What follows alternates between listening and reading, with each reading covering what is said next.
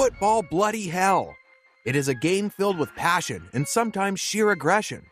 Players and managers often get involved in heated confrontations on and off the pitch, resulting in classic revenge moments. Welcome back to the channel, folks, as today, we'll be talking about some of the most iconic revenge stories in the history of football. So without further ado, let's begin. Number 1. Luis Suarez, Ghana's biggest enemy.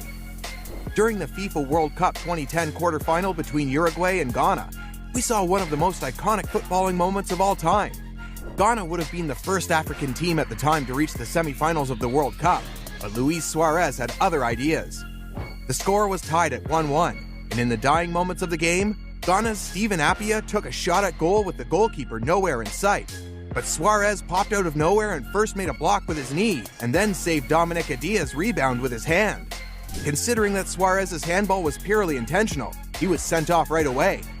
The referee awarded Ghana a deciding penalty to win the game and avoid a penalty shootout. Unfortunately, Asamoah Gyan hit the crossbar on his attempt, and Suarez was celebrating on the sidelines.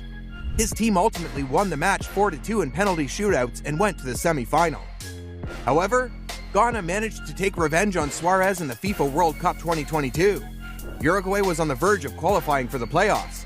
They were leading 2-0 over Ghana, but in the match between South Korea and Portugal, Hwang Hee-chan scored a late goal in the stoppage time to make it 2-1 and get level on points with Uruguay.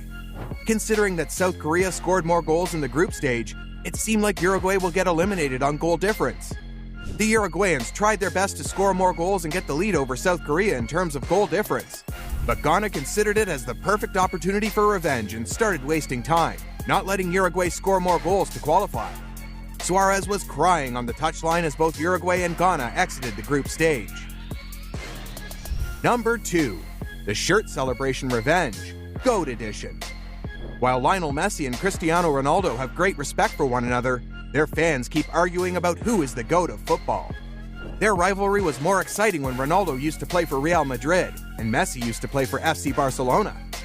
During the 2016-2017 El Clasico at the Santiago Bernabeu Stadium in Madrid, we saw one of the best matches between Barcelona and Real Madrid. It was the last minute of the game, and the score was 2-2, when Barcelona's Sergi Roberto managed to make a brilliant run from the right-back position, cutting the midfield for a chance at goal. He passed it to André Gomes, who then gave it to Jordi Alba. Alba delivered his classic cutback cross, and Messi came on the end of it, hitting a sublime shot that ended in the back of the net to make it 3-2 in the last few seconds of the game. Leo celebrated by taking off his shirt, holding it in the air, and showing his name to the Real Madrid fans. It was simply iconic. Ronaldo didn't forget this celebration, and in the Spanish Super Cup El Clasico at Camp Nou, he scored 2 goals, helping Real Madrid win the match 1-3.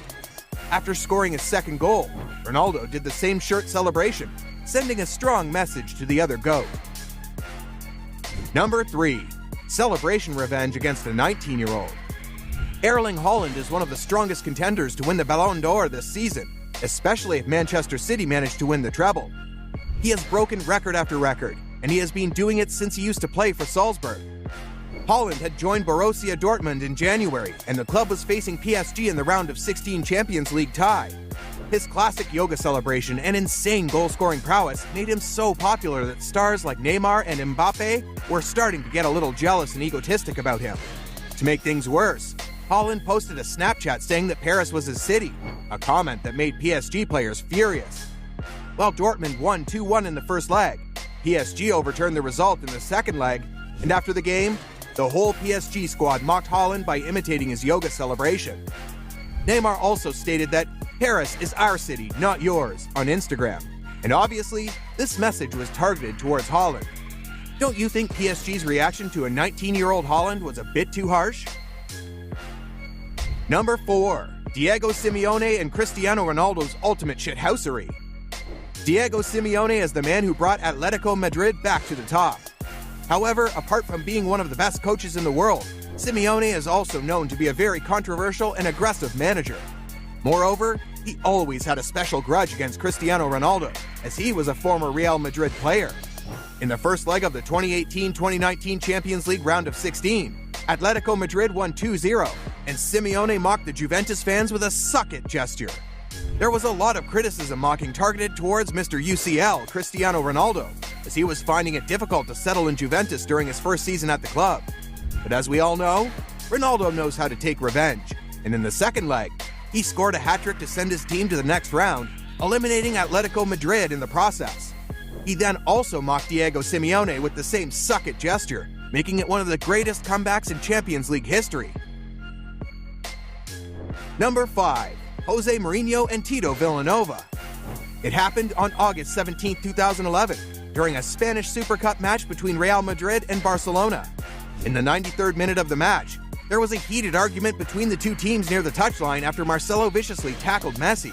In the midst of the mayhem, Barcelona's assistant coach at the time, Tito Villanova, approached Jose Mourinho, who was the Real Madrid coach, and it appeared as though Villanova was trying to calm him down. Suddenly, Mourinho reached out and poked a finger in Villanova's eye.